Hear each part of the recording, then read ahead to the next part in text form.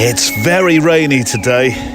Absolutely peltering down it is. Although I'm very excited because it's less than 48 hours now until I meet up with the first of our walking guests coming to this year's Scottish photo retreat. I'm just going to actually retreat myself to underneath this, just in the sort of shelter of this tree a bit, just for a second.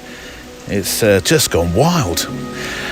Time in the glens in Scotland, yes. Time in the darkroom, time making pictures, time learning about creative writing, time by my favourite loch in the whole of the Highlands.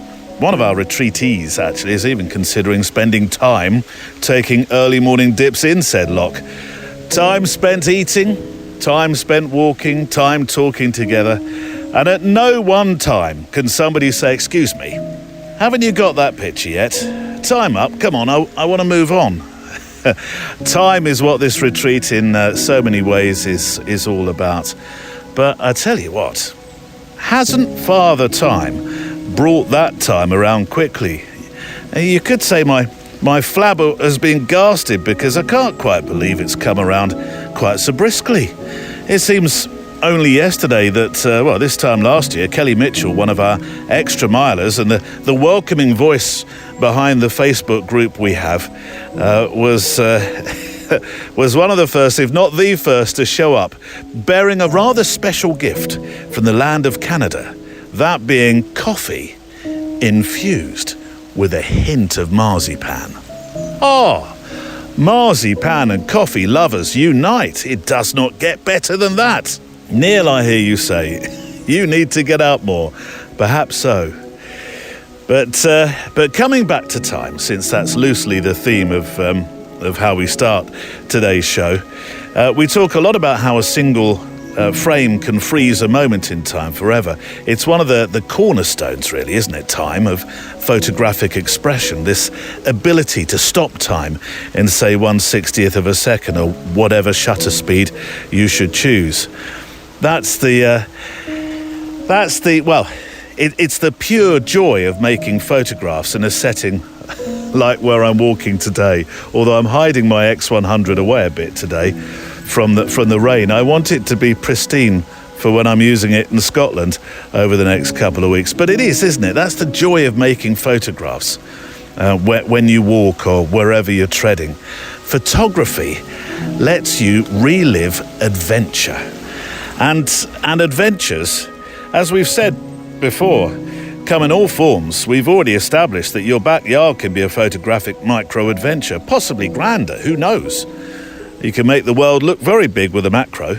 The photo retreats in Scotland are an adventure for me every year now. It's a mark in my calendar. Earlier this year, my trip with 4 wonderful photo walkers to the Gambia was another adventure.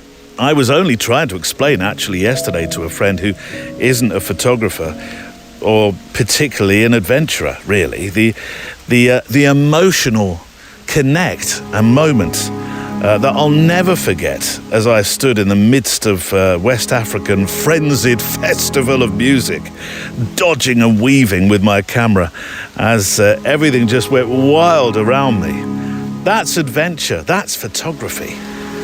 And I know there'll be adventures with a camera in India next year when, with 8 photo walkers this time, we go to Delhi and the beautiful blue city of Jodhpur to spend time with people, learning and enveloping ourselves in their cultures. And I say that purposefully with pluralization. I count my blessings, really, to have photography and to have this opportunity to go adventuring. It's come a little bit later on in my life, as it were, but I do count my blessings. And for Jason Edwards, my guest today, though, adventuring started a mite earlier, and boy, has he relished in that opportunity.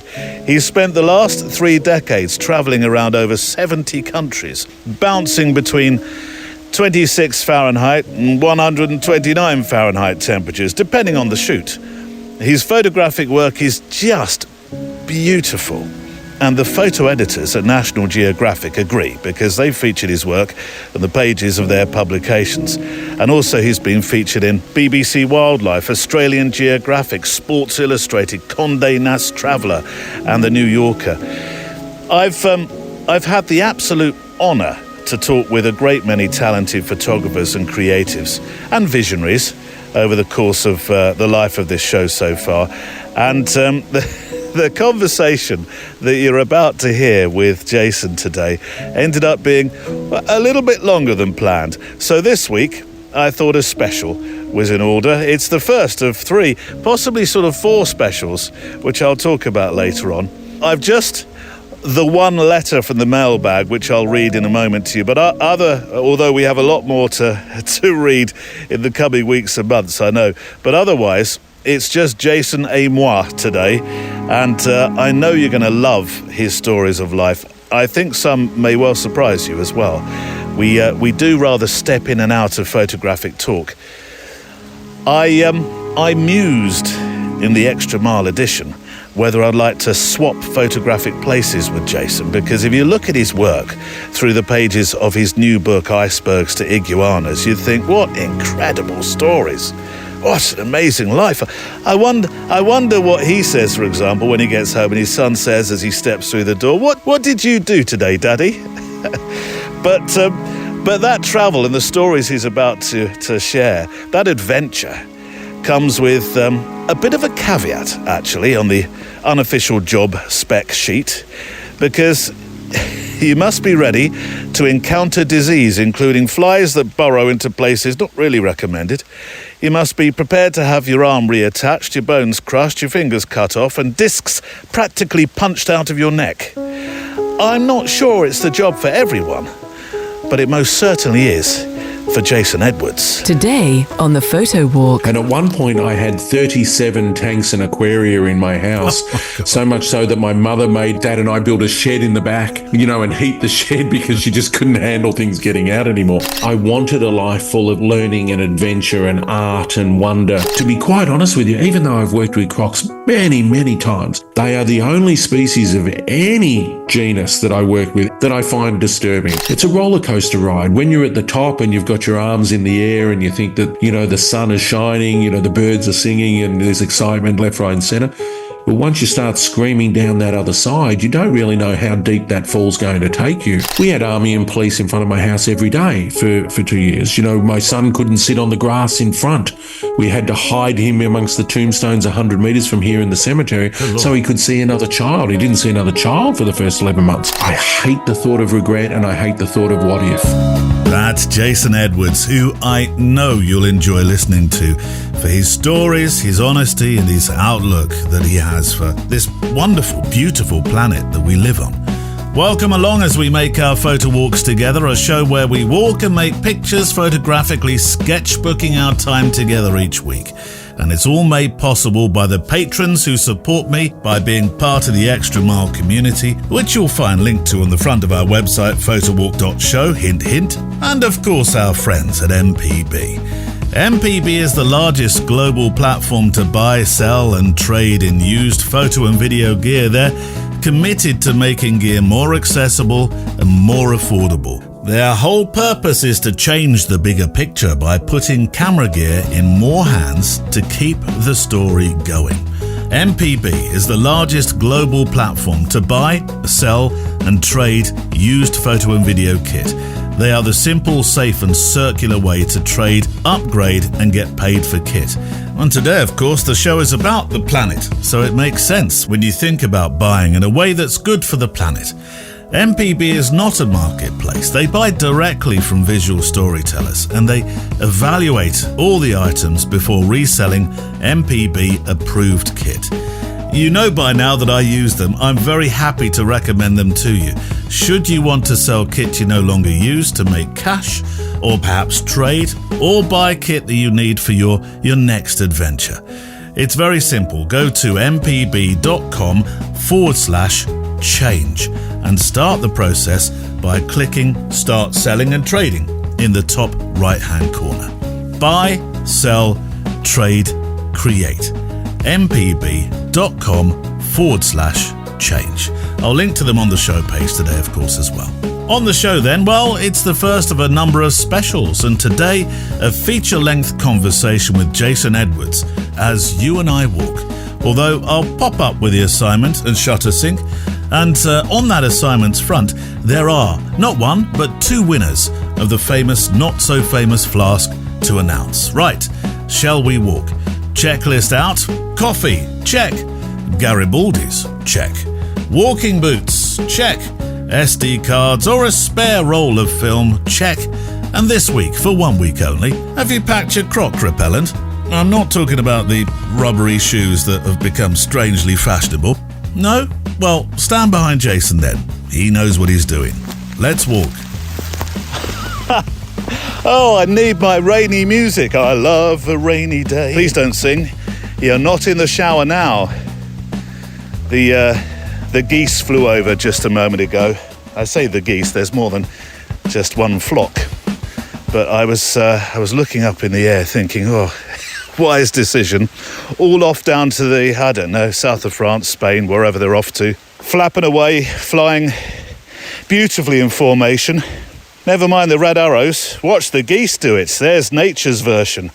Let me just try and find some cover again, otherwise you're just going to hear the rain falling on this microphone. I can imagine the geese talking to each other. Come on, this way. Faster, faster, it's raining. I want to be in Marbella by 6 o'clock. Really? Yeah, I want a lager on the table by 6. What, a lager? A lager? That's not what we drink. We're geese. No, that's for the seagulls, that mob. No, we're far more, a little bit more upmarket. Mine's a mojito. All right, see you there. Race you to the bar.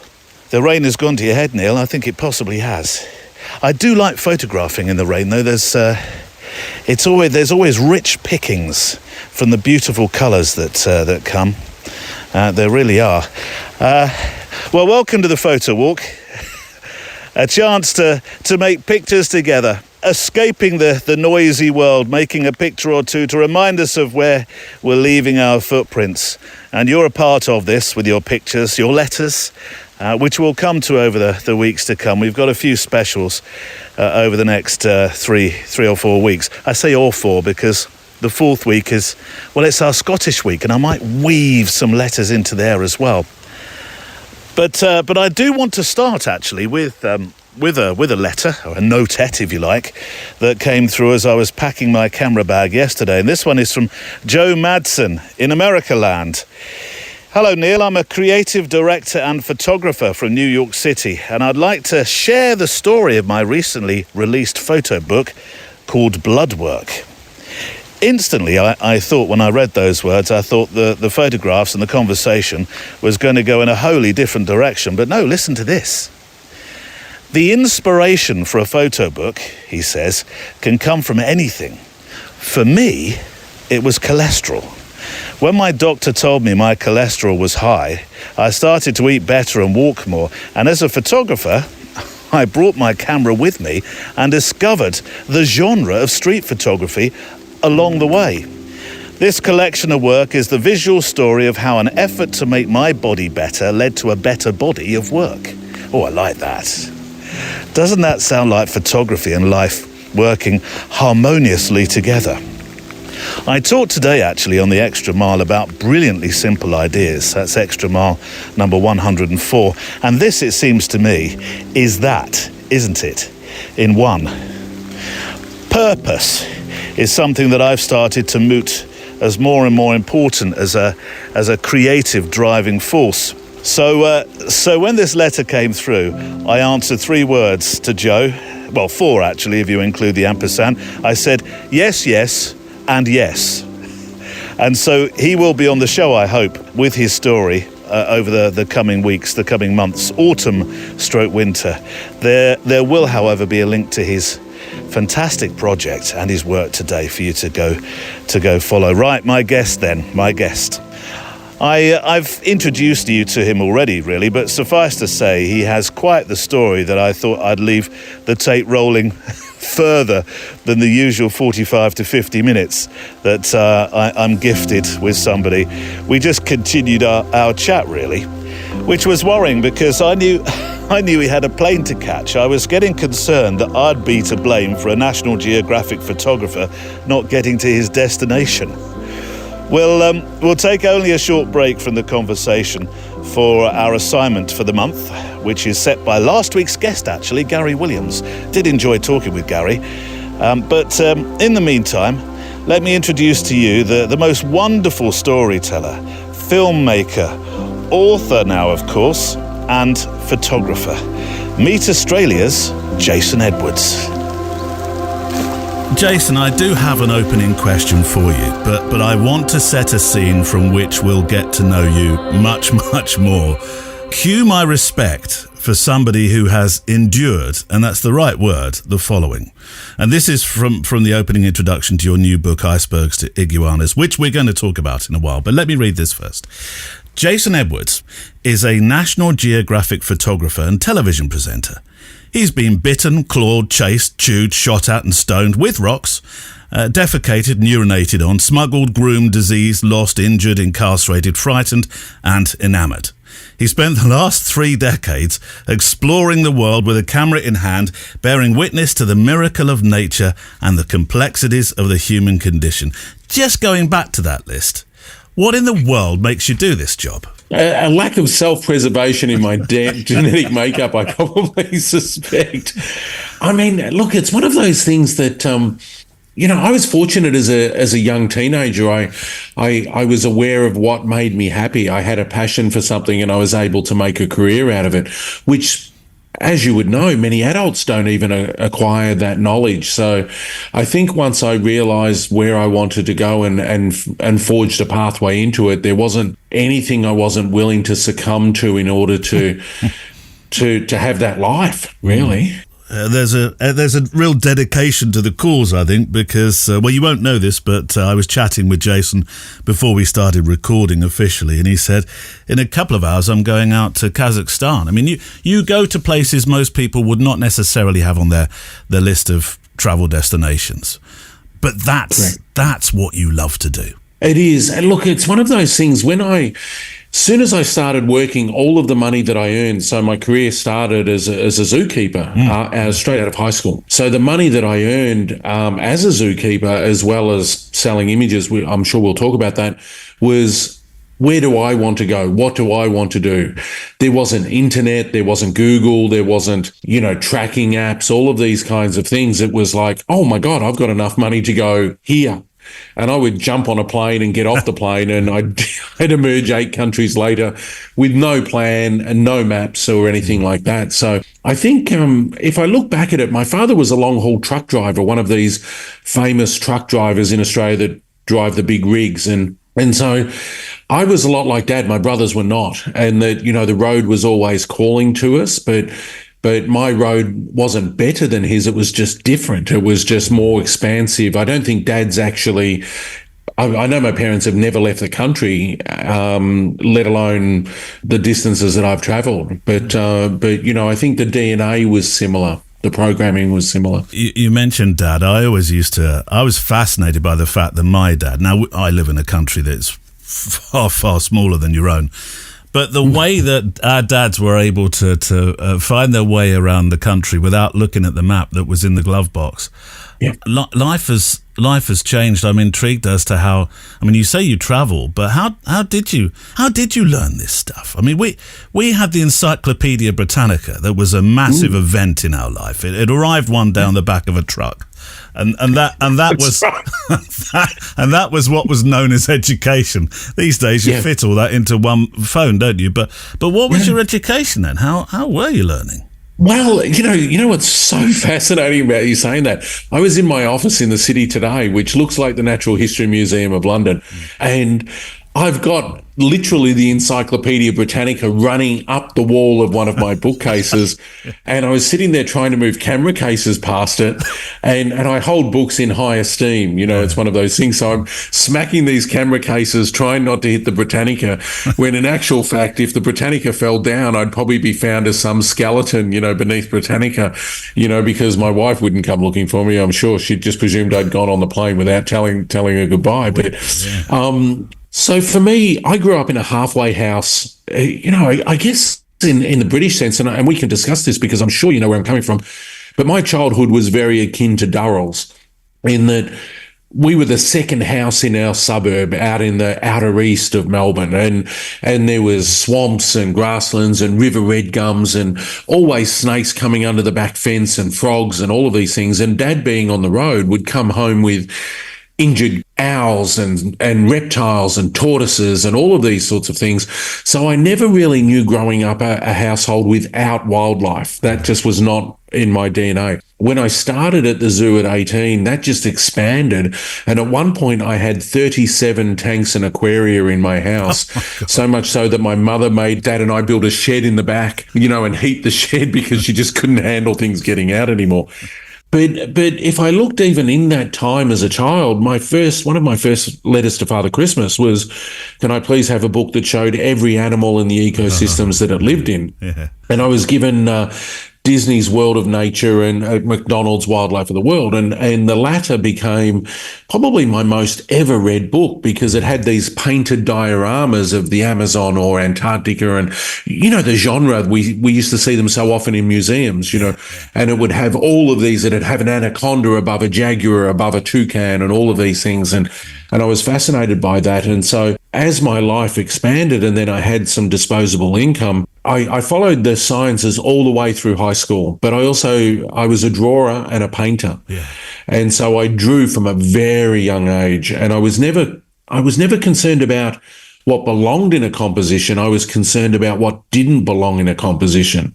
So I had the snake by the other end, to put an Australian, acronym on it. And so, for me, composition, I was so hard on myself about my compositions, but coming at it from a different perspective. So I never studied photography. I studied the sciences, but my passion for illustration and eventually oil led me down that path of studying the arts right through with science to year 12 before I went to university. It's a sliding doors thing, how all these things come together and you weren't even expecting it. We'll come to the anaconda, by the way, in a while, because I do want to talk to you about that. Being in Australia, I think it's fair to say you have 9 of the 10 most venomous snakes in the world. No wonder your mum wanted to put all that stuff in the backyard. Yeah, that's right. we had a baby snake come in as part of the collection one year. And this thing was probably about 6 inches long, if that, not even 6 inches, maybe 4 inches. And of course, I went to check on her in the middle of the night, and I couldn't find her in the heated box. And Mum just went to town. We pulled the house apart and everything, and it turned out she just buried herself underneath the gravel. Because she was stressed. So Mum adapted to the fridges full of baby mice and all of those sorts of things. But, it's a different way to have a childhood, that's for sure. I promise I'll come to the photography, but I do want to tell you that my kids, my 14-year-old said, it was only a couple of nights ago, said, Jason has the coolest job. It's worth saying that to you because it was a pretty high barometer, pretty high yardstick rather, because we've just come back from America and I took him to Cape Canaveral and we went to Kennedy Space Center, and that's a cool job. Being an astronaut is a cool job. You have leapt above him. I want you to know that. Yeah, thank you. I mean, look, it's one of those things that, one of the things that I'm really aware of is that this is a privilege of what I do. I never entered this path for the fame and fortune, and if I was a better businessman, maybe I would have more than 2 cents to rub together, but I wanted a life full of learning and adventure and art and wonder and meeting people. And for me, that required an enormous amount of sacrifice to have that. But similarly, it's one of those things that when I look at the travel that I've done, or I attempt to look at the travel that I've done and the opportunities that I've had, I have to look at it sometimes in the third person, simply because I regard every day as a privilege. So if I'm sitting on a mountainside looking at Machu Picchu in Peru in the ancient ruins, or I'm sitting there in the Serengeti, or I'm in Cambodia, or wherever I might be, Antarctica, I realize that every single person on the planet would like to be doing that on that day, or maybe most people. And so I take that seriously. Even if I'm not shooting, if I'm just waiting for the light to change, I'm very aware that so many people don't get those opportunities. And but if I'm bouncing from assignment to assignment, I'm also aware that I don't necessarily I log it and I catalog it, but it takes me time to relive it and absorb it. Ergo, the third person analogy, that I need to be thinking in a different way. Otherwise, I could take it for granted, and that would be the waste of a life and a career, I think, if I thought it was all just very mundane or very normal. It's not normal. No. It's not normal by any measure, I think. Well, those wonderful scenes in the polar scenes or Serengeti or wherever you are, would you swap those scenes for looking down from the International Space Station then? Well, I mean, the funny thing was, many years ago, I don't even know how many years ago, time moves a little bit differently for me than it does for most people, because I work in dry seasons or wet seasons, and I'll bump into people who will become very offended I haven't spent time with them, and I think it's been 6 months and it's been 6 years. But a number of years back, one of the directors of the channel, of National Geographic channel, there was some relationship with one of these space companies, and he said that... He said, look, we went out for drinks. Brits understand how that works. All meetings start with drinks at about 5 p.m. and finish at about 4 a.m. in the morning, if not 9 a.m. in the morning. And he said, I just wanted to run something past you. There might be an opportunity to get you on one of these early flights, maybe the first flight. We've got some relationships, and would you do it? And I said, oh, my God, yeah, in a heartbeat. I went to the school I went to be a pilot at one point, in the military. And I said, there's only one criteria that I have. And he said, what's that? And I said, that the insurance package is so high that my family they don't want for anything. And I said, outside of that, strap me in that chair and send me up, because for me, it was to have that opportunity to see what I've hiked and swam and brutalized for more than 35 years. Can you imagine that juxtaposition, to look down on it with the humility is beyond my imagining. So I think I actually genuinely believe if any human could see the Earth from space, it would change how we perceive our lives and those around us. It's always been a belief of mine. Well, I'll be honest that when I stood before the space shuttle Atlantis, at the real one that they have hanging from the ceiling, I found that a very emotional moment. I thought, good God, this thing has been to places I can't even imagine, and the people within it, of what they've seen and endured.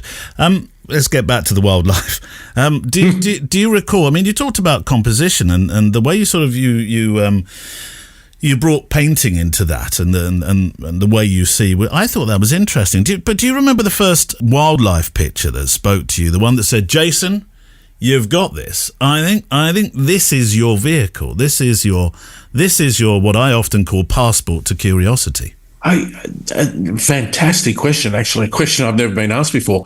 I mean, it's interesting. I learned very young that I was incapable of drawing anything that was from nature. So I couldn't draw lions and birds and things like that. My gift, in italics, if I had one, was surrealism. Was delving into those interpretations of life and the universe as I saw them. So every time I tried, I failed miserably. And I will diverge from that, even to the point where I picked up some watercolors a couple of years ago and took them with me into the field, and I tried on the sea ice in Antarctica. I was camped out on the sea ice using frozen water from my hand and salt crystals. I tried to actually paint a Weddell seal in my journal, and it was nothing like those famous journals of the 19th century and 18th century. It looked like a seal turd with a smiley face and an eye.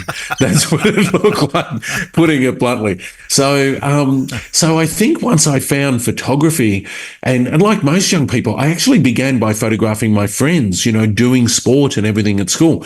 And I had pictures published off my third roll of film, because it was film, of course, at that point.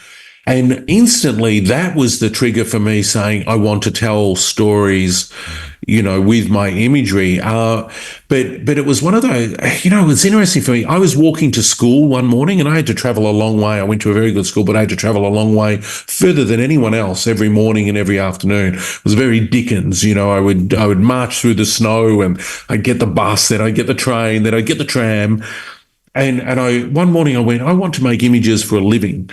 And I was still painting and drawing at that point, but my grandmother went to Hong Kong 3 months later and I gave her $250 for my paper round and said, can you buy me a camera?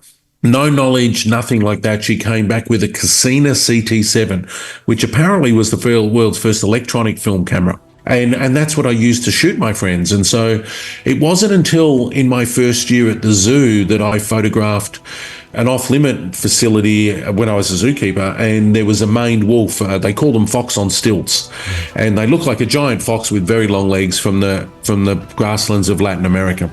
I photographed this wolf, and someone called me up and said, we're doing a science journal for the zoo industry. Do you have a picture of a wolf? We'd like to put one on the cover. And I sent that in and it went on the back cover.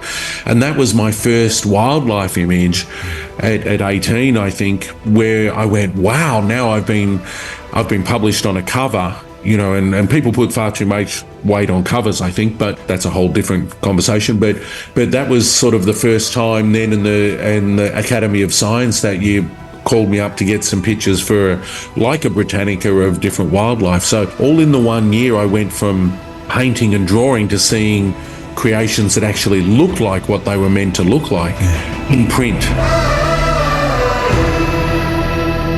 I'm thinking of a juxtaposition here, and I'm hoping I'm not going to be too clumsy as I say this to you, Jason, but you start out in zoology. Your life now is very different. Your life is about seeing things in the wild, seeing things flourish in the wild, not being kept in pens. And I wonder how you feel about that sort of part of looking after nature, breeding programs and that sort of thing. Yeah, and it's fascinating. I mean, when I was younger, and as you get older, you see the world differently, or one hopes you see the world differently. But I do recall vividly, life-changingly, that when I would come back from the assignments I would fund myself, whether it was Africa or South America or wherever I was going, I was never sitting around waiting for someone to give me money. If I found money, I would leave.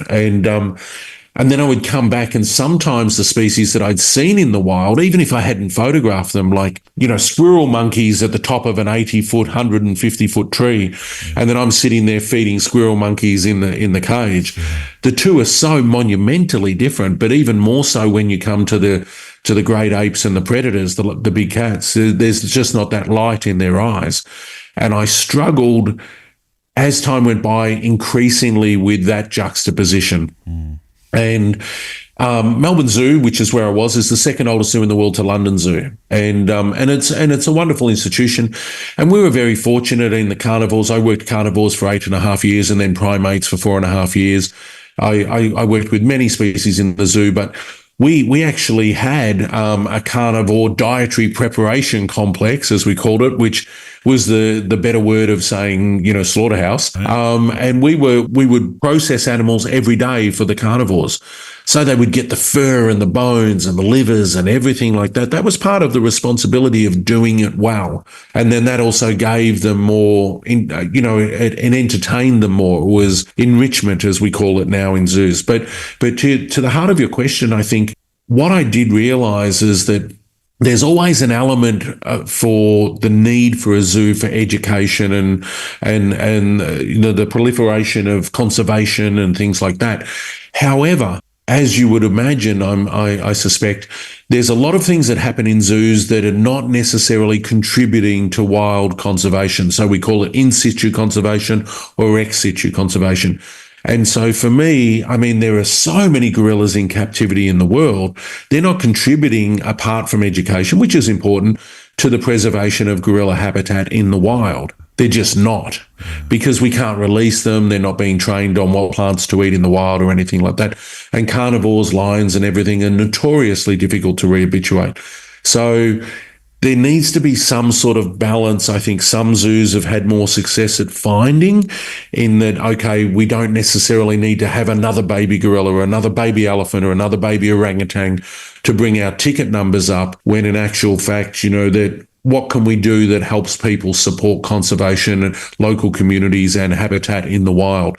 And zoos are all doing that with varying degrees of success. But again, donors love babies and public loves babies. So it's quite interesting. And I still have a relationship with the zoo now, but I had some very long, substantial, some of the most important relationships of my life were actually with animals that I worked with in the zoo, that I worked with for many years. And they called me in to come and say my farewells when that happened. And we were friends, like we were friends as you would understand it. One was a male gorilla and one was a female critically endangered Sumatran tiger. And we had relationships that surpassed anything that people would understand that was possible. I mean, it was difficult when I said goodbye to Rigo, the male lowland gorilla. When I went in to see him, I hadn't seen him in 7 years, and he was in isolation. His time was coming, and I opened the door and I called out, "Buddy." And he'd been charging and coughing and everything because he wanted to be left alone. And he just went silent because he hadn't heard my voice in 7 years. And then I went up and we played tummy time, like we used to all those years ago. And he passed the next day. I was broken. I was devastated in my entire life, in all the losses I've had. And I lost 5 friends to Melbourne's longest lockdown in the world, just to suicide in that period. And none of that was in comparison to the loss of that relationship. But it's interesting, we had, just to extrapolate on that, we had a female gorilla come in from the Jersey Islands. And when she arrived, she was, and for the folks listening to this, I'm holding up my hand here. She was missing a hand, and it's like, bloody hell! The Brits, they can't tell us that she's lost a. What happened to her other hand? We didn't know she was missing a hand. Not that we would have not taken her, of course, but apparently she'd had an infection in the hand. They had to do an amputation. Someone just forgot to tell us, but she didn't assimilate well. She wouldn't talk to anyone else except for me. And I was done at this point, Neil. I was ready to quit. I lots of politics in zoos. And I was working with her one day, and my German boss is in the office in the ape house, and she's yelling at me in German. I used to stay at her house. I knew I was friends with her son. She's yelling at me in German, talk to her and everything. I'm going. And so the apes would always give us gifts. And so they would chew on something for hours.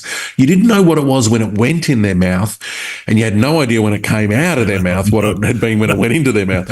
But they'd give you these things, and they'd watch you put it in your mouth, and then they'd watch you chew it and swallow it, and you'd have to show them that you'd actually accepted the gift. They want to see the mouth open and that you've done it. 100%, right. 100%.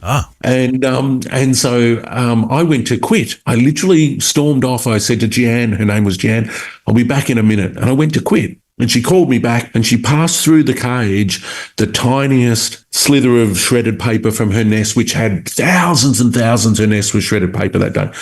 I said, "Thanks, Jan," and I walked off, and she reprimanded me for not looking at it, not accepting the gift with enough reverence. Maybe that's my interpretation. So anyway, I went back and I said, "Thank you," and I opened it up, and you know what words were written on that one strip of paper? "That's life!" ! I kid you not. Oh, my word. I put it in my wallet. Yeah. I went, "Yeah, that's true, sweetie." And then she huffed at me, went back to her bed. I put it in my wallet. I stayed for another 2.5 years. And it's literally 10 feet from me now in my hallway, framed in the hallway as a reminder that the universe is larger than anything we can imagine. So, so the zoo was a juxtaposition for me. It was a conflict and it was a reward. I would need 3 days, 4 days, 5 days to do real justice to your story, and we don't have that long. So excuse me while I sort of dart around your life, probably in the wrong order at times. But I was looking at some of your films on YouTube, and in particular talking about Australia, which is a place I love as well. I'm lucky enough to have visited for 1 month. You've had a lifetime, in and out, obviously, at times, but I describe it as one of the places that greeted me with sound. unlike many other countries. And you get to hear it every day, so you might not appreciate it in the same way. But that's the first thing that hit me when I started visiting. But I chose to watch a film called Snap Happy, which seems to have a double meaning, really. It's photography and in terms of the crocs. I was fascinated. I had no idea that the saltwater crocs actually eat the smaller freshwater croc friends. It really is. Never mind dog eat dog. It's croc eat croc. It's an unforgiving country in terms of a lot of the wildlife, isn't it? It is. Look, Australia's interesting because, as most people understand, we have marsupials and we're this ancient continent, and the oldest rocks in Australia are the oldest rocks on Earth. So we have rocks that are more than 4 billion years old that predate the fossil record. I've worked in those sites myself. But, it's one of those things that as the country dried, things always were going to get harder because resources became harder. And crocodiles or crocodilians, the whole family of crocodilians, they're almost unchanged. And I love paleontology. They're almost unchanged changed in the fossil record for hundreds of millions of years. I mean, they got it right and just went, no, we're done. Let's just stick with the program now. So when their prey was 40 or 50 tons and they were dragging in, Edmontosaurus and all of these other duck-billed dinosaurs into water, they had to be 35 feet long, to do that, of course, and even longer. I think they found a new specimen about a month ago or something, or announced it a month ago. I think it's 50 feet long or something of crocodile, which is beyond imagining. Yeah. And then, of course, as their prey base changed, and this is one of the things of evolution, they got smaller, but they're still terrifying. And to be quite honest with you, even though I've worked with crocs many, many times, they are the only species of any genus that I work with anywhere on the world that I find disturbing, because when they watch you, especially here in Australia and in Africa, where the Nile crocs are a very close relative of the saltwater crocs, everything's just food. They don't have to eat you at that time. They might put you in the larder, or they might, sort of just bury you somewhere, or whatever the case might be. So when I work in the top end, as we call the top, 20% of Australia, or I work in Africa or something, every body of water to me represents a croc. Yeah. That's just how I instinctively do it, because I've done many silly things where I've suddenly realized the sun was higher than I thought it was, and I was too close to the water's edge trying to get pygmy geese or something or other. Or I've been watching crocs, but it's like Jurassic Park. You never see the one that's off to the left or something like that. Yeah. So they are fascinating. But Australia, we love to have things that are not friendly. And you go across the ditch to New Zealand, the nastiest thing I think they have is a leech. It's like, it's completely different. Nothing with nasty DNA went across to New Zealand. There's nothing there. Yeah. No snakes, nothing. They all camped out in your yard. There was a piece in the film actually where you address culture and how important it is to recognise cultural heritage. It's something that's played more and more into your narrative now. Your study of humans, your study of how cultures are important, indigenous cultures. Were you surprising that sort of twist to the adventure? Very much so. It's I found myself as I'm probably labelled for myself, or a watcher of the human condition. I find your species fascinating, and I've had and I didn't realise it was coming, and I think I fought pretty hard against it in the early days. I would go away for 3 months and a magazine would call up and say, we need these pictures of this or this. And no, there's not a single picture of a person in there, and it's like, how could you not have just taken a Maasai or something, And I went, no, it's all about landscape, culture, species diversity, all of those things, conservation. But then as so many things in life creep up on you, you don't realise that there's this, subterranean current that might be in your makeup. And for me, suddenly I would go to India to try and do tigers, but then I was doing shipyards, or I was doing temples, I was doing something else. And over the decades, my penchant for finding myself documenting the human condition increased, unbidden, to be honest. And I've done whole assignments, whether it's Iran or Japan or other parts of the world, where it's only been about people, HIV in children in Uganda, and all of these different stories that I've done. I try now to try and connect those stories to a wider context that people can understand. Sometimes you can't. Sometimes you don't have the time that people think that you have. I mean, I have long-term projects, the Serengeti's my soul place. At some point I'll do a book on the Serengeti and there'll be 30 years of me bouncing in and out, sometimes for 3 days, sometimes for 3 weeks. But the reality is that with humanity, it's about empathy. I'm not one of these, sometimes I have to be one of these fly-on-the-wall photographers, and I'm in awe of photographers who can shoot the human condition and they are invisible. I have my moments of that, but I also find that I'm very much a lover of humanity, and so therefore I can do that, but then I'll flick that switch off and I'll be engaging. It's one of, you want to kick the footy around? Okay, let's kick the footy around, or whatever the case might be. And as I've gotten older, my fascination, maybe through my father, who was, I guess, an amateur historian in his own right, my fascination for ancient cultures has never dwindled, because our imagination can run wild. So if I get to go to Siem Reap in Cambodia or Rapa Nui, Easter Island, and see the moai there, the dum-dum from Night at the Museum, it's my mind just rages with the possibilities of what happened back in those past times. And anything I create is really not worthy of those imaginings, but you do what you can in the time that you have.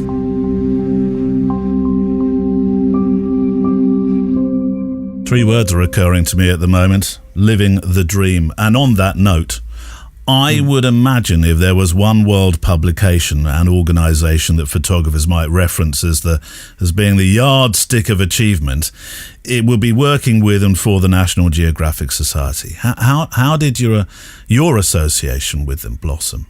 Well, I mean, it was, and this might sound odd, and it most definitely do not want it to sound like it was flippant at all, but when I started photographing, it was always Kodak Gold 100, the negative film. And then because all of the photographers were coming to the zoo to shoot the new baby gorilla or the new whatever, these people who I looked on, because they were coming to photograph the animals in my care, would say, Josh, you need to go to transparency and things like that. So I moved on to Kodachrome 64 and all of those wonderful bastions of the photographic industry. But I actually started a stock agency whilst I was at the zoo. I was very determined, because the zoo would get all of these these requests. People would call them up. Do you have this? Do you have this? Do you have this? They had nothing. So they would say, look, there's this young guy seems to always have a camera. He's a bit crazy about photography. Here's his phone number. And people would leave a voice message on the tape, do you have a picture of a green tree frog or whatever? Oh, my word. And then my pictures I'd send them the original transparencies. If I didn't have them, I'd go and photograph them if I could. And so one year I spent 6 months of my annual salary on a copyright lawyer. And copyright lawyers are probably still charging me 6 months of my annual salary. But Rob, who is still now very much a dear mate of mine, he designed a very brutal contract. And in that contract was a single clause that said, if you publish my work, you must print my name. Yeah. Otherwise, I will charge you 100% more. So basically, if the invoice was $100 and they didn't print my name, I sent them another $100 invoice. And I was brutal on this. And I'm probably 20. I'm nowhere near as good at business as I was back then. But, the reality is that people would have to publish Jason Edwards bioimages. Eventually, Jason Edwards disappeared and Bioimages just became a stock agency. I was the only one supplying content for it. So my morning tea at the zoo, I would be working on the business. My lunchtime, I lived 500 meters from the zoo. I'd work on the business. Afternoon, I'd work on the afternoon tea. I'd go home, I'd work on the business for several hours. Then I'd have dinner with my partner. Then I'd work till 3 a.m. in the morning. I'd get 3 hours sleep. I'd start again at 6 a.m. I'd do 2 hours before I started at the zoo at 8 a.m. I did that, Neil, for 10 years. 10 years religiously, no days off, nothing, every weekend. I was a terrible partner, like a terrible partner. But during that time, magazines started calling me and saying, can you go and do this? Can you go and do that? And what most photographers don't realise is that whether it's Geographic or Australian Geographic or whatever, the first assignment's 2 hours. If you succeed, maybe you get a 4 hour, maybe you get a 6 hour, maybe you get a 1 day. If the 1 day works, maybe you get a 2 day, so on and so forth. So that went on for a vast number of years. And then I one day thought, maybe I'm ready, because I'm my own worst self-promoter. So I thought, maybe I'm ready to try and speak to someone at Geographic. I'd been in a lot of publishing houses by that point, lots of major companies. I was very keen on children's education, so I was always supplying pictures for kids' science books. So I literally opened the magazine and I called reception at National Geographic.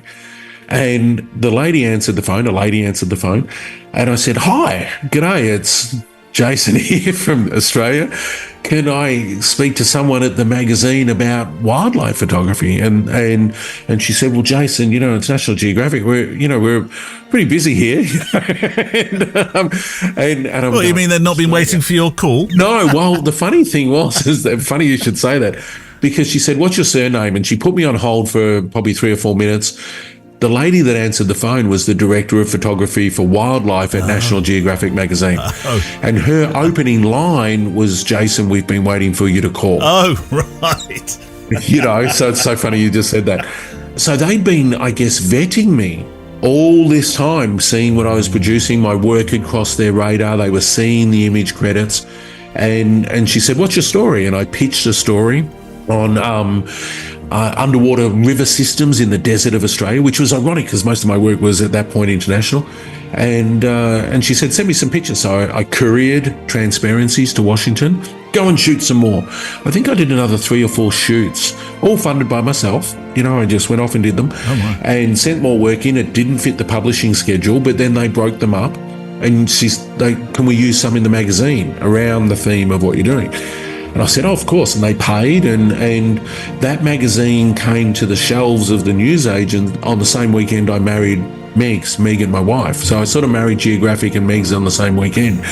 But, it was interesting. For me, then it was, if you'd like to take this further, come to Washington with 150 frames that you think tell the story of your career so far.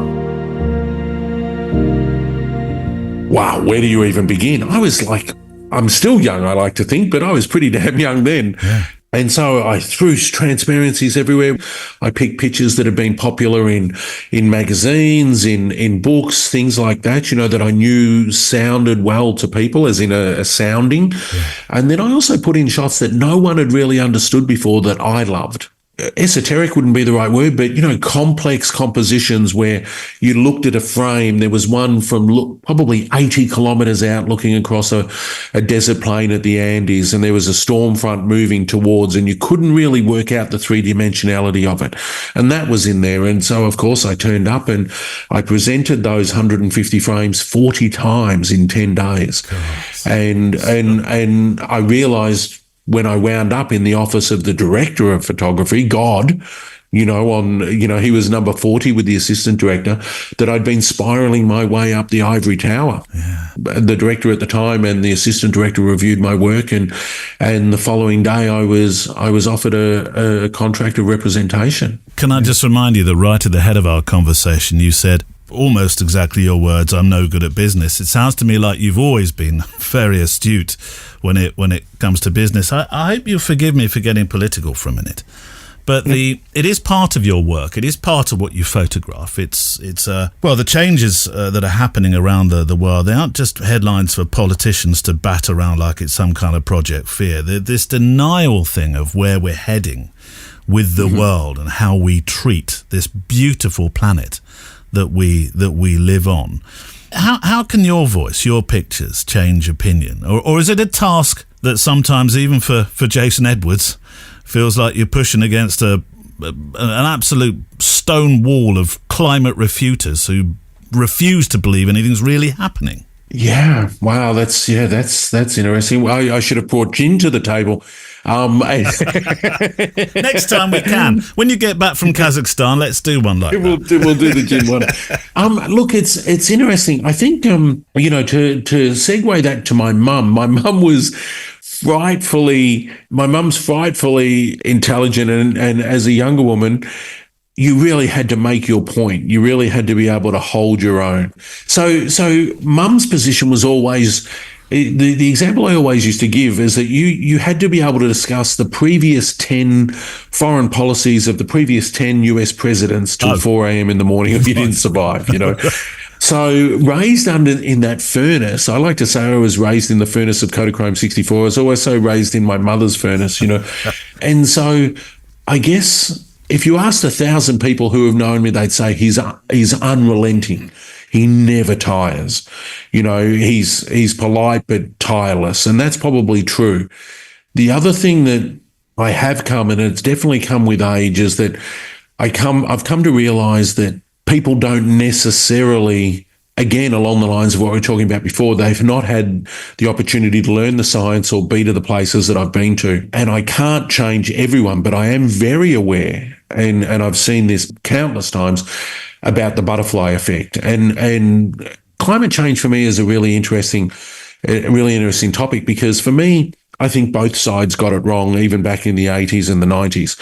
It should never have been about, is it happening or isn't it happening, or all of those arguments that people manifested for economic gain in many circumstances. Even the good people were looking to make money from climate change. But the reality is, yes, have the ice caps melted countless times? Yes, have countries had desertification? Has there been more methane? All of that goes without saying. We know this because we can test the gas bubbles in the Antarctic ice sheet for millions of years. So let's agree on that. Has it all happened before? 100%. The conversation for me, humbly, should have always been about velocity. Just velocity. So why, when we've mapped this now for millions of years, do we know that in this short period of time, there's been a change? Let's just talk about the velocity. What has changed in that period? Take all the other things away. Let's agree that all of those things have happened before. Now let's talk about why we have what we have now, and how can we rectify that? And so even with the harshest deniers, if I take people on that journey and we find common ground over the fact that these things have all happened before, and I don't let people go down that conversation of going, oh, but she said or he said, no, I don't want to talk about that. I'm agreeing with you. All of this has happened before. So let's talk about why it's now happened in 200 years post-industrial revolution versus, 20,000 or 200,000 years or whatever. Let's talk about that. And I'm a patient person, because as much as I might get frustrated like everyone else when I come home and I'm sitting there trying to get to my office 3 kilometres away and there's some fool doing something in the traffic, when I'm on the road, I'm a different beast. And so I'm very, very patient with those things. So I think that as an ambassador, for one of my ambassador roles, I'm an ambassador for Tourism Australia and also for Sustainability Victoria. And when they came to me, I said, I'm not willing to beat people over the head with a baseball bat. I have no interest in that. But I have an interest in helping people understand that every little bit helps. It doesn't matter that if you turn off the light, you don't see a drop in climate change. It's going to have an impact.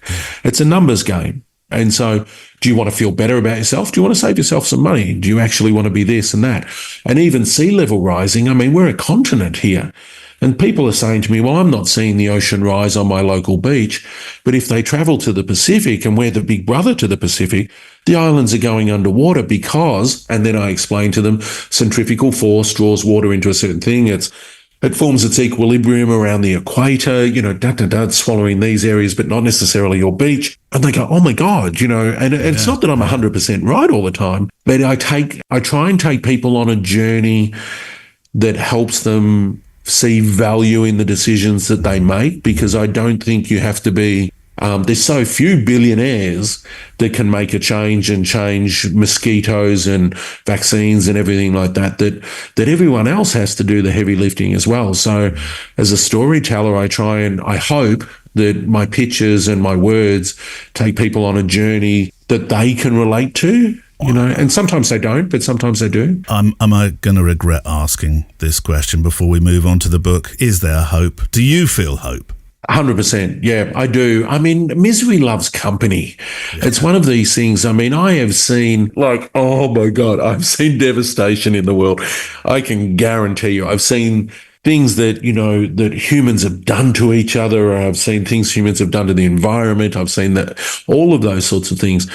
But I guess the one thing that, and I'm happy if someone wants to call me naive, I don't care. I'm pretty thick-skinned. Look at this face. The folks listening to this can't see this face, but I've been beaten around the traps a few times. It's like, I'm a half glasses half to 3/4 full kind of guy. There are so many people trying to do the right thing that I'd like to think that, humans always step up on the brink. That's, history has proven that to us. We're always at our best, sadly, when we're looking into the abyss. Now, whether that means that life will continue on socially as we understand it now for everyone? Maybe not necessarily, because the divide, as we know, in Britain, Australia, US, Canada, France, all of the OECD countries, the divide between the have and the have-not is expanding exponentially. And when people have less resources and less education, they're less likely to value the same things that people do when they have disposable income to go and buy a bottle of wine or whatever the case might be. So I think there's going to be tougher times ahead, and some will be more insulated from it than others. But I do think, again, it's that privilege and it's that privilege of going out and I'm about, as you said before, I'm about to fly tonight to Kazakhstan and I'll be in Central Asia, and then I'll come back for a week, and then I'll be in the Himalaya, and I'll be in the Middle East and all of those sorts of things. And I'll be bouncing in and out of 18 countries before Christmas, Neil. So, but the reality is for me is that wherever I go, more than I've ever heard before is the conversation about along the lines of your query. It's just, what can we do? Are we doing enough? Maybe you draw the people to you that is the person that you are, but, I'm not having people come up to me and going, screw the planet. I'm not hearing that anywhere on earth. And I've been in 25 countries this year. I've got another 18 before Father Christmas comes. In all my travels, no one's walking up to me, whether they're as impoverished as a church mouse or they've got $1 billion in the bank. No one is saying we don't care. So that gives me hope. But also too, it is one of those scenarios where some people are more capable of making change than others. And so, it's, if you're in a position to make change, what does it cost you? It costs you nothing to do in italics, the right thing. But I've never ascribed to this whole argumentative state of boomers destroyed the planet or anything like that. That's just ludicrous in my mind. It's just absolutely ludicrous. No one set out to destroy the planet. You've got to look at the last 200 years and say how far humanity has come. We were flying balloons, and then we went to planes with machine guns in the First World War. Now we can fly drones on Mars, in the space of a century. It's crazy how far we've come, to think that anyone set out to destroy the planet. That's just not how humanity has evolved, ever.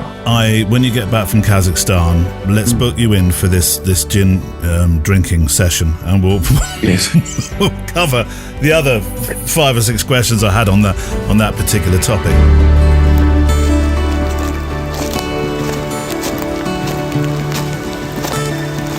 And we return to my conversation with Jason very shortly. It's the photo walk of a Friday. You and I, with our cameras, listening to conversations with the most wonderful creatives from around the world. A special week this week. No letters as such, but keep writing in. We have plenty in the mailbag to cover upon a return to the mailbag. Send them to stories@photowalk.show. Stories@photowalk.show. Shutter Sync. Now we're going to take a break from Shutter Sync for a couple of weeks.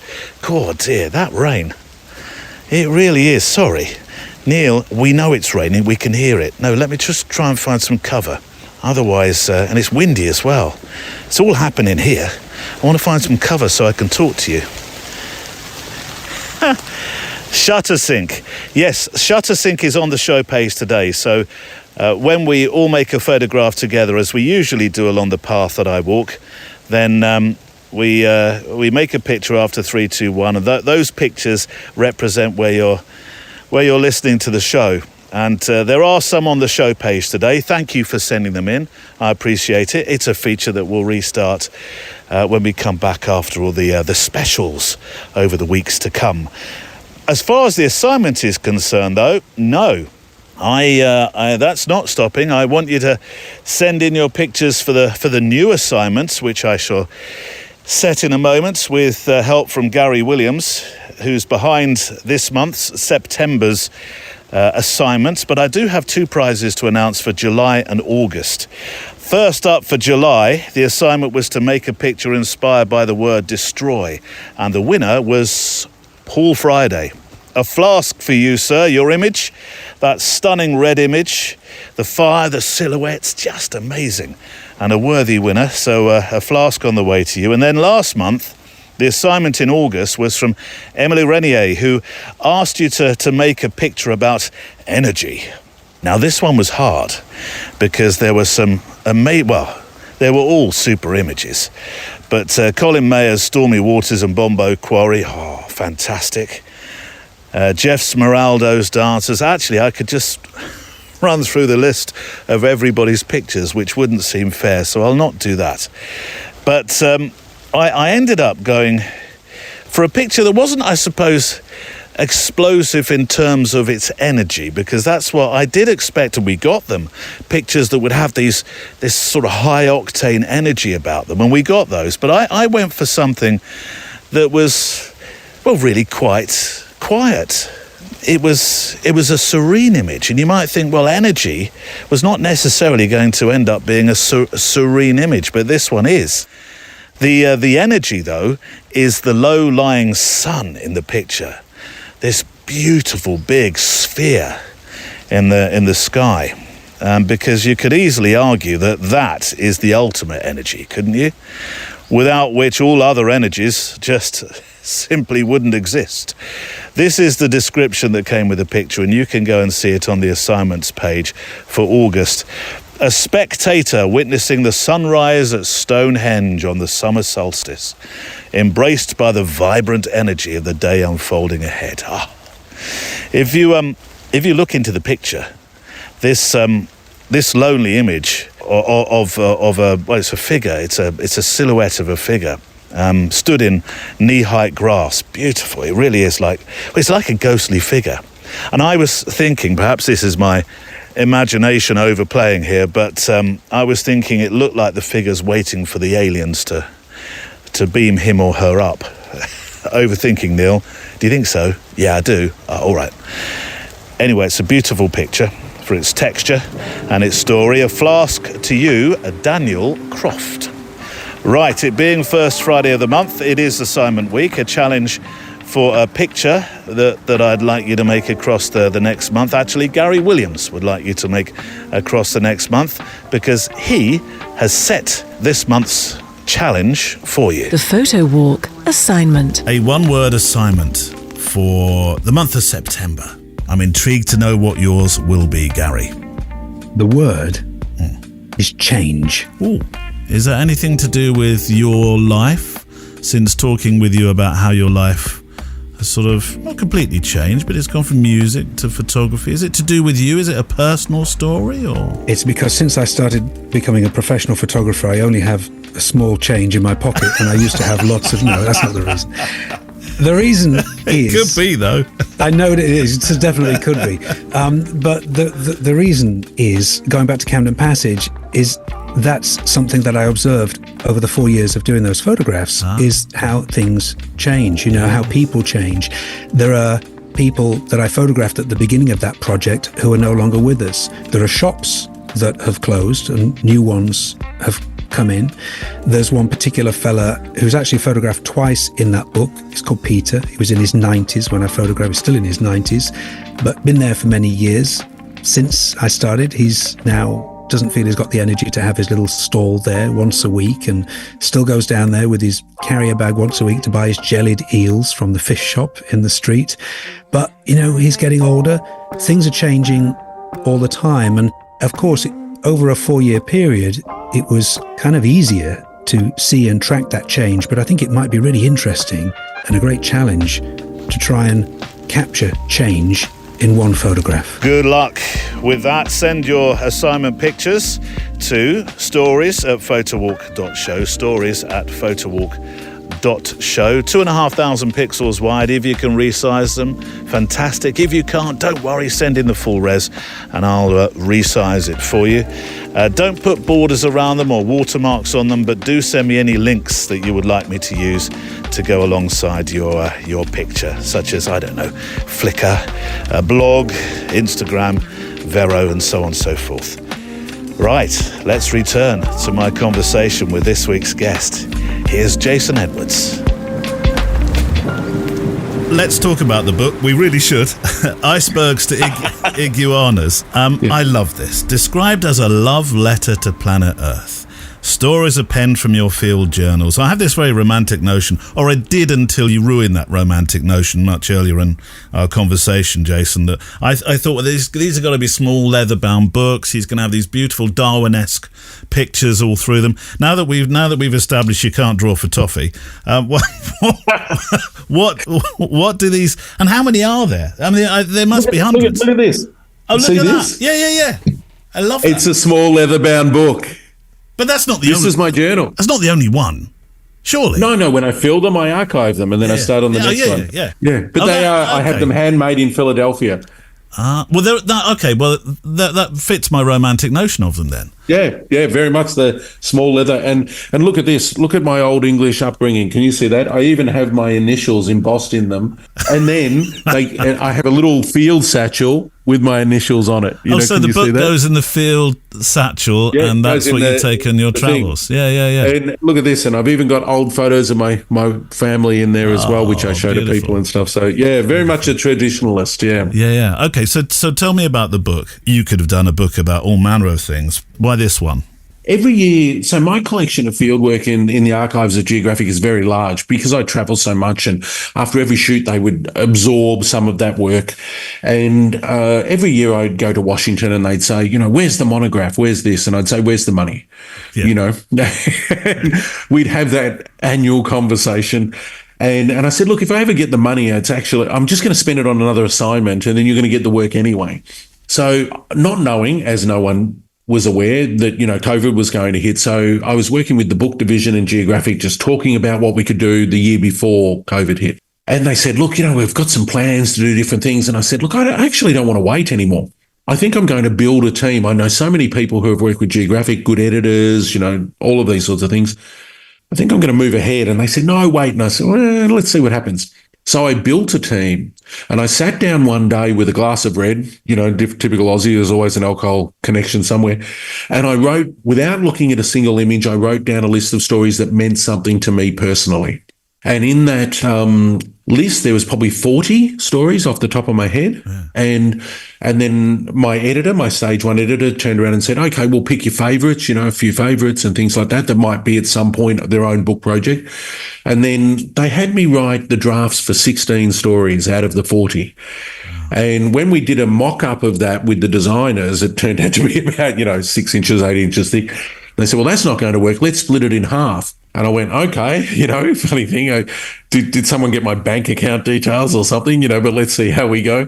And so as much as the stories, some of them have multiple sections, we started this, and to coin an Aboriginal Australian phrase, a rainbow serpent, the Dreamtime rainbow serpent that carves through the countryside, changing the landscape.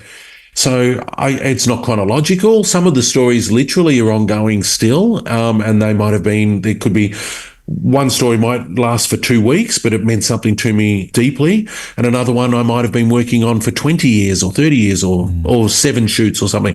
There's no criteria for that. It was how it impacted me emotionally and how it fit with me as a person at that time in my life and my career. So the plan is for there to be another 2 volumes. The 50% of the stories have been written for each of the next 2 volumes, but this one's, we're putting to market now, of course, first, and we will wind our way through the planet and delving into my journals and seeing how I saw the world. And it's a very personal journey, and people don't have to agree, but it's just how I saw the world. You're a very emotional man, and listeners may well have heard your voice, actually, the emotion in your voice when you were talking about Rigo. I saw it, certainly, because I have the good fortune to be able to look at you as we're talking. But I would have thought, thinking about the book, that this is quite an emotional process. Might have been a cathartic one, might have been an historic one for you, but I bet this was quite emotional. It was interesting to see myself change in words going back through the journals, not only in how much I wrote, but how I saw the world. And I was laughing and talking with Megs one night going, God, if someone ever reads these Indian journals, they're going to think terribly of me. It was like I was, sort of saying we should never have given this country up kind of thing, but work, those years of bouncing, and I'll be in India again this year. I love it. But, the working is so hard there, and the people are doing it so hard that, there's often not context in the things that you write, and you rely on that connection with the imagery. So for me, a couple of things happened. One was that I was reliving a life during the world's longest lockdown of any city. And I live in an inner city suburb in a 140-year-old Old English cottage, heritage area. We had army and police in front of my house every day for 2 years. My son couldn't sit on the grass in front. We had to hide him amongst the tombstones 100 metres from here in the cemetery so he could see another child. He didn't see another child for the first 11 months.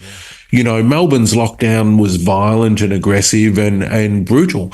And so for me, I not only did I lose 26 assignments during that period, but I couldn't even look at the work that I'd shot the year before. I've got 9 assignments for Geographic that I have not seen from 2019.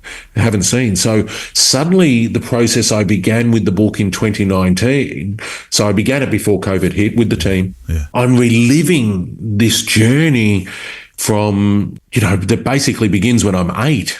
When I started taking pictures using my mum's Kodak canister camera, all the way through to the doors being shut on me and me being told I wasn't allowed outside. Thankfully I got back in the country with my family just before the government closed the doors. But it was a strange, surreal journey almost into the heart of darkness in a lot of ways, because I was not allowed to visit my office because that was in the next suburb. So if you saw another person, the fine was $5,625 for seeing another human. Wow. If you left your suburb, it was $5,000. So I would sneak out before dawn on my bike, ride to my office. I couldn't have the lights on because my office is on the outer wall of a heritage textile mill. The police would see the office closed, and so then it would be $10,000 for being in the office, $5,000 for having a worker's permit that wasn't legitimate because I wasn't a tradesman, and $25,000 for the person who wrote the permit, me. So I was looking in the barrel of $40,000. So I would sneak in every morning. We had a night curfew every night. I would sit in the dark trying to go through what I'd always imagined being the most joyous part of my career, drinking rosé by the local pool, doing a few laps, reading my journals, looking at pictures, to finding myself sitting in the dark, trying to relive a career that had given me so much joy. So the energy it took to step out of that space and remind myself of all the things we've been talking about today, that it was just such a journey of passion and love and I've had every disease you can imagine, and arms reattached and fingers cut off and disc punched out of my neck and bones crushed and heads slapped stitched back on. I've had it all. Insects living behind eyeballs.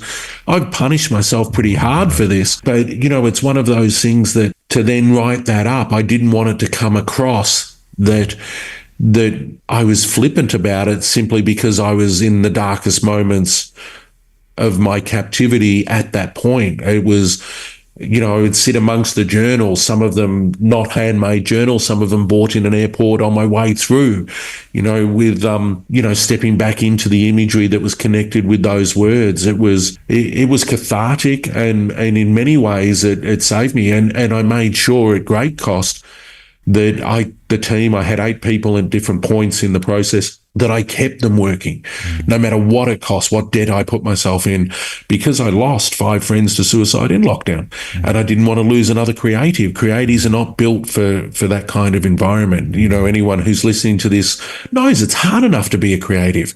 It's a roller coaster ride. When you're at the top and you've got your arms in the air and you think that, the sun is shining, the birds are singing and there's excitement left, right and center. But once you start screaming down that other side, you don't really know how deep that fall's going to take you. And we've all been there. So I didn't want to lose anyone else. I wanted people to have something that they could be proud of, but also too that as a team that we were producing something that hopefully, made people see the world in a different light, even the hard parts of it, the poaching or whatever the case might be. There's always a different way to look at some of those things, I think. I'll spare your blushes, Jason, but if ever I would hear a more compelling reason to want to read a book, I really think that's an incredible, potent reason to want to read this book. Anacondas. Now, yes, anacondas. Let's take a left turn. Although I'm not really sure whether I'm choosing the right animal now. I mean, you've just talked about flies behind your eyes, and I'm particularly squeamish about eyes. I think I might rather meet the anaconda, frankly. But in terms of the narrative, or if you like, and here comes a made-up word, Hollywoodification, when it comes to animals we've been made to fear in the wild. I think of creatures like piranha and sharks and genetically impossibly sized gorillas and this one, the anaconda. Now, I remember the film, and the anaconda in that one was depicted to be the size of the length of a football pitch or something. And you've come face to face with a particularly grumpy one.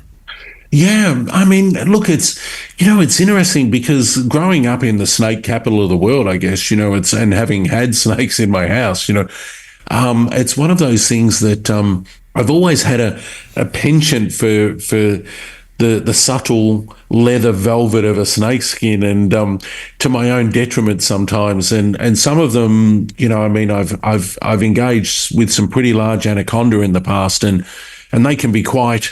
People say, you hear some local say, they're docile or something, and then you find one that's been trapped in a village fishing net or something, and they're anything but docile. And I think the largest, or second largest or equal largest fossil record of a snake is in Australia. And when you see the size of these things, again, because their prey base was larger, my mind takes me there. And there's been some species of snake where whenever I've come across them, and I remember with a British friend of mine once, a naturalist, and we were in far north Queensland hunting down a bird that had never been photographed before, and we were out at night, it had been raining, it was steamy, and we came across a particular species of snake, and I just looked at him and I said, I'm going to get tagged. And he said, maybe not, you're really good with snakes. And I went, every one of this species bites me. No, it's like I can pick up anything else, but this one species, I'm going to get nailed, And sure enough, I got bitten. There's no two ways about it. But I think it's one of those things that I've spent a lot of time around non-human species, and I don't take. I'm never flippant about it. But I'm very calm when I'm around other animals and things like that. And Megan and Will, my family, they get to travel with me, every year, not getting shot at in the Congo or anything. But we were in the wonderful and extremely remote sub-Antarctic islands south of New Zealand. So they're the only islands between the bottom tip of New Zealand and Antarctica. And not many people get there. So we're hiking on this island. There's naturalists and biologists and everything. And everyone's ahead of me because I'm always stopping to take pictures. And there was one albatross from a very rare species of albatross, subspecies of albatross, sitting down in this valley. Everyone was ahead. And so I stopped to take a look, and I just sat down there and did my thing. And of course, by the time everyone came back, the albatross is sitting there with me, and I remember, Megan comes up and the biologist and the ornithologist, what the hell is going on here?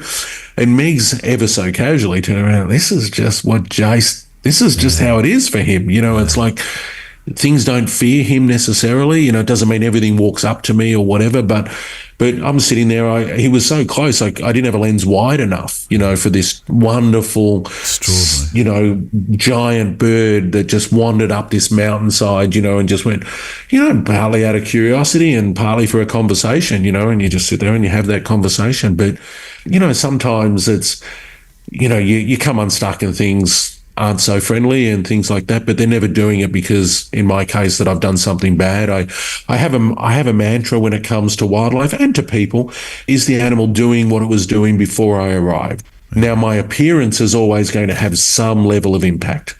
As a biologist, I know someone with a biological background, I know that. So, was it hunting? Was it mating? Was it sleeping? Was it digging a burrow? Was it eating? Whatever the case might be, I turn up. Does it go back to doing that? Or does it maybe just wander off? Okay, that happens too.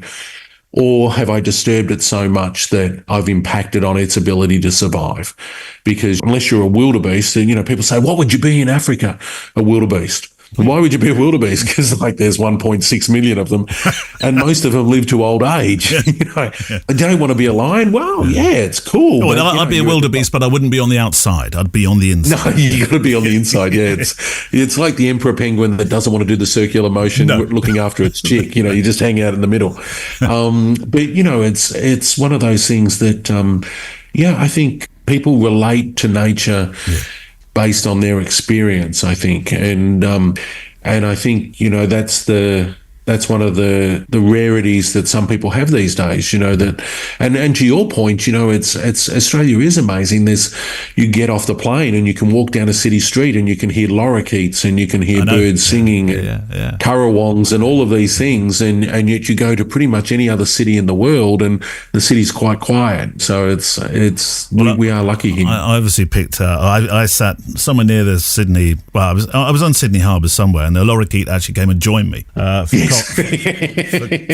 coffee. It's interesting. I mean, you say it with a certain Australian flippancy when you say I was going to get tagged, as if it was just somebody giving you a little thump on your shoulder or something. But is there anything you do fear then with a camera? Is there a place that you wouldn't take your camera to? Is there something where you think, this is not for me? You seem to be. I don't think so. You seem to. Yeah, there's nowhere I wouldn't take the camera to, but there are definitely circumstances where I don't. You know, especially with not necessarily nature, but with the human condition. I know that there would be times, I've not hit them yet, but I know that there would be times where potentially I would decide that the picture was not worth me taking. You know, that it was. That, you know, the sorrow or the hardship was not going to be served by me capturing it. And that doesn't mean that I think humans are more important than any other species, because I don't. But there's a certain barrier in my brain in normal biological processes that I can put the camera there and do that. But of course, you know, if I'm doing bushmeat markets in the Amazon and there's all these critically endangered species or any species they're being sold or cut up or whatever, and then it's heartbreaking, it's soul destroying. Yeah. And then I go back to some $3 a night sweats flop, you know, go to a local bar, drink too many drinks because of the horror, get up the next morning, and all of that stuff that was there the day before is gone. It's been replaced with something else. Now, my job is not to make the news, it's to document it. So I'm not there to judge that person who's bringing that stock in or that protein in. I'm there to learn their story as much as I am to share that, because I can guarantee you, I was talking to someone the other day, if your family is starving and a rhinoceros walks past, or pick a species, it doesn't really matter, anyone in desperation will take the life of another organism in order to survive. You know, anyone who turns around and says I'm not, or I'm a vegetarian or whatever, okay, maybe, but even vegetarians get hungry. So the reality is that I don't, you know, the problem with poaching, there's so many issues with poaching, but it's the people who want skins and skulls and bracelets made out of jaguar pelt and the US and Asian markets, and to a lesser extent Europe, where they want these exotic pets. You know, these people who live in these river towns and things like that in Asia. And so, yeah, you might see the odd monkey here and there, but that's not their thing. They're just struggling for survival. But someone comes along with pound sterling or the greenback and they buy something, it's going to be replaced. It's no different to an iPhone. So when people sort of, I remember photographing yellow-footed tortoise, you know, critically endangered tortoise in the Amazon, and each half of a tortoise was $3.50 or $4.50, and people were saying, how could you charge $4.50 for half an endangered animal? And I went, because they're going to make a broth out of that, and they're going to feed their family for like 7 or 8 days. You do the same. And you know, if you're believing reincarnation and you come back as a black animal with a big yellow cross on his back that moves slowly through a green forest, you've done something wrong in your life, because, you know, you're going to get picked up and you're going to get put in a pot. But, you know, there's so many species of tortoise that people have in aquaria around the world just for pets. So they're endangered in the wild. There's thousands of them in aquariums around the world. You know, that's worse for me than someone trying to support children and educate and have proper brain development with protein at the right points and all of those sorts of things. So, you know, it's one of those things that I think humanity you know, there's so many stories of some of those toughest pictures taken.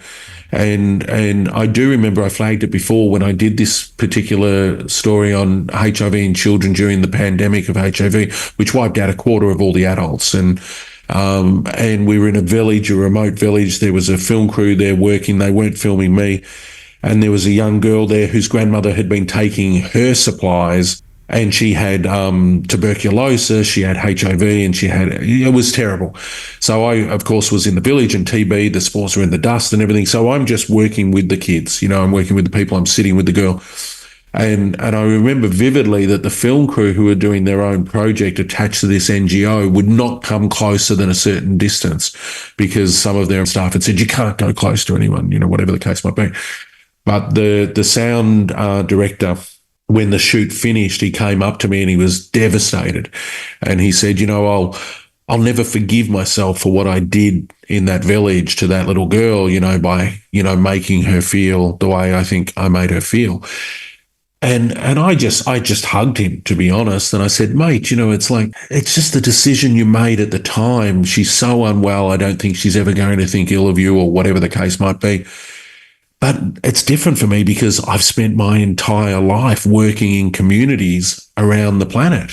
This is just what I do. It doesn't mean I'm immune to TB or anything like that, you know, but I just can't be engaged unless I'm engaged, I guess, when it comes to those sorts of things. Yeah. I am acutely aware you have a plane that you need to board. And I don't want to stop you going on the next part of your adventures. I do hope, I usually don't ask within the interview because it seems poor form that you should ever put somebody on the spot. But I would love, I would love, Jason, for you to come back and talk to us about the adventures you're just about to have when you come back from them. And I've got so many more questions from talking about, well, everything from animals to the slave trade, something that you featured recently on your Instagram post, something that I've had some recent experience of in terms of photography. But I'm going to close with one question, if I may. It's a question I ask of pretty much every photographer now, and I'm fascinated by the answer that I receive. What is your why? Wow. God, you know, it is night time and I can get on the plane after a couple of gins. Look,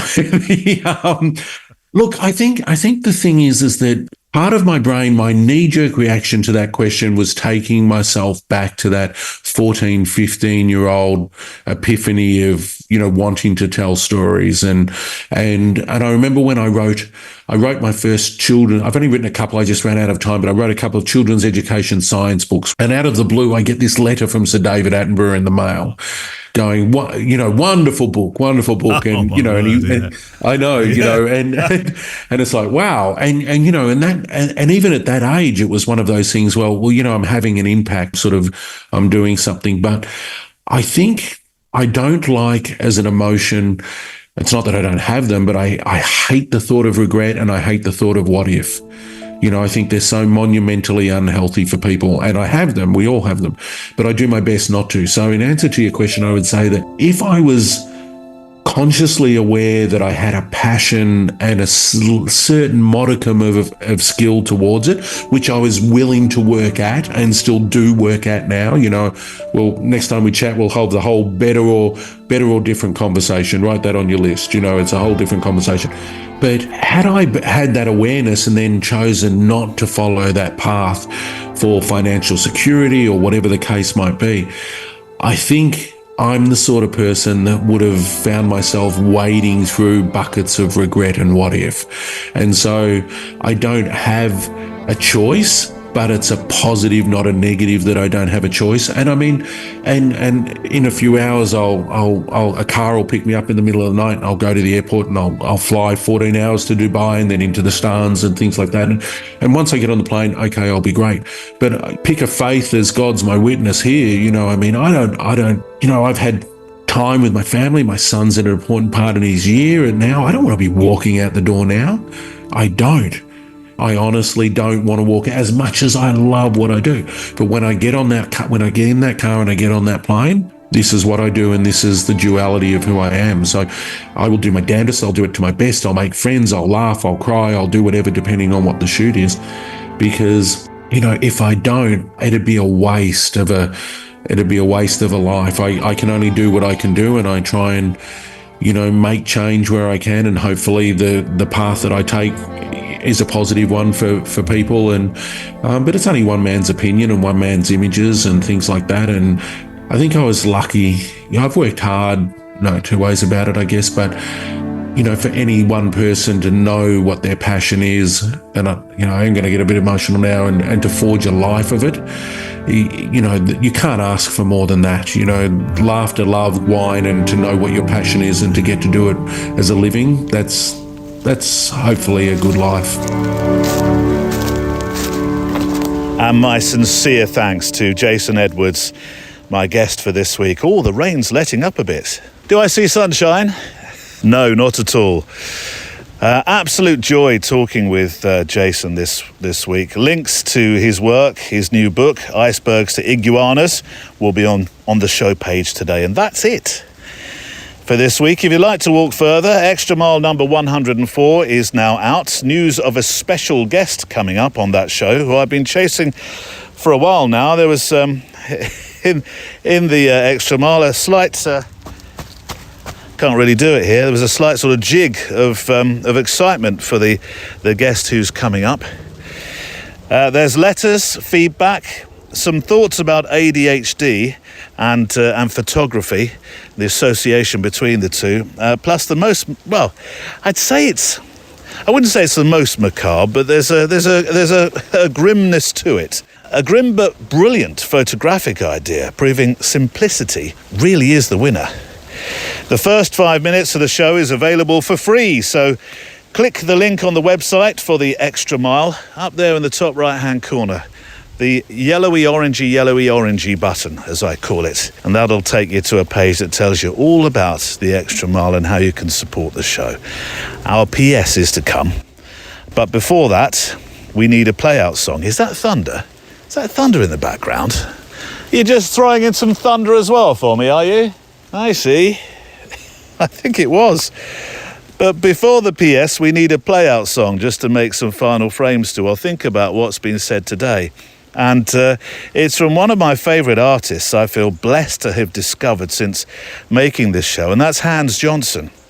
The play-out song actually has its very own story, which you can hear on the show where I talked with Hans, this extraordinary musician and filmmaker. But today I'm using it to pay homage, really, because it's a world song, to another extraordinary person that I've met, and that's Jason Edwards. It's quite the thing making this show with you. Perhaps my own adventure is not destined to be travelling with quite the frequency of somebody like Jason to quite so many amazing places. But the blessing, well, it's really having the opportunity to talk with photographers like him, and by extension, share them with you and this community. This is Nina's song, and we'll have a PS in a moment with news about the next couple of weeks.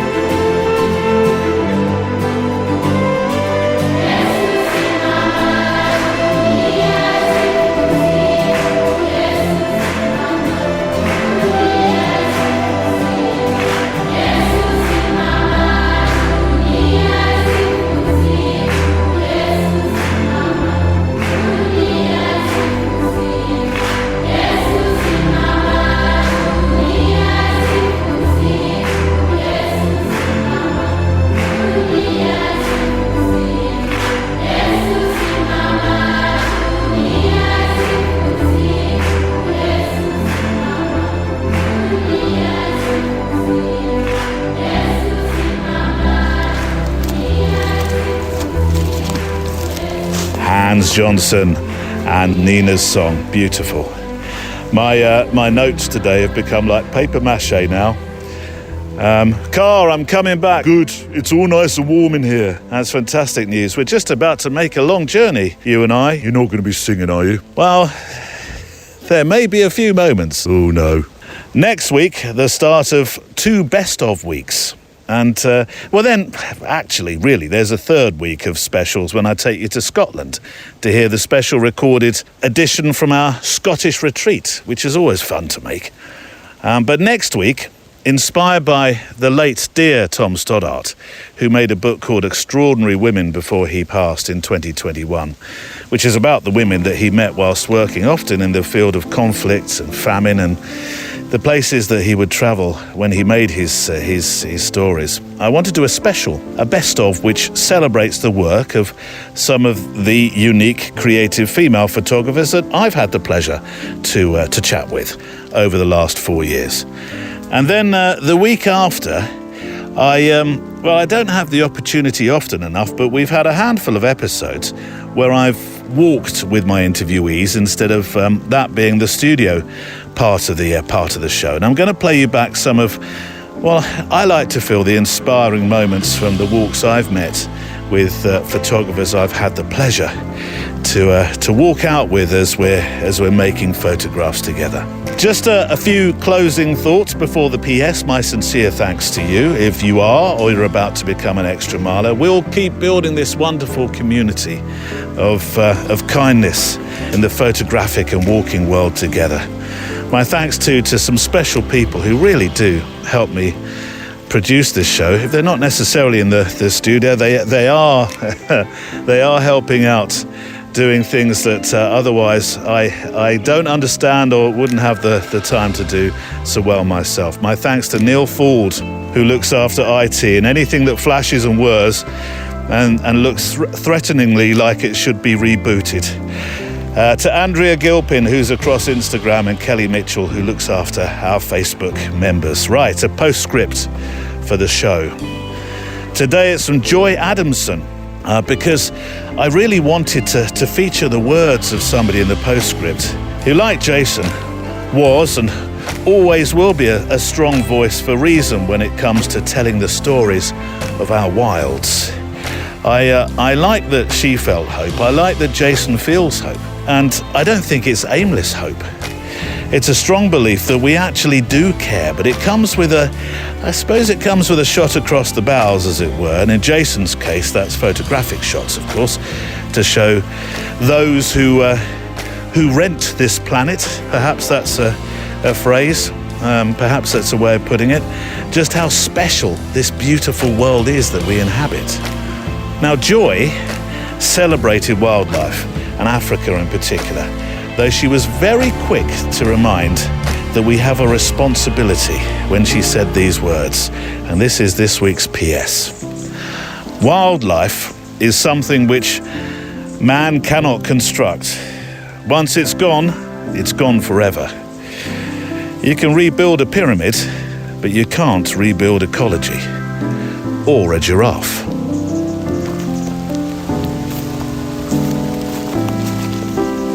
The Photo Walk is a Loading Zone production.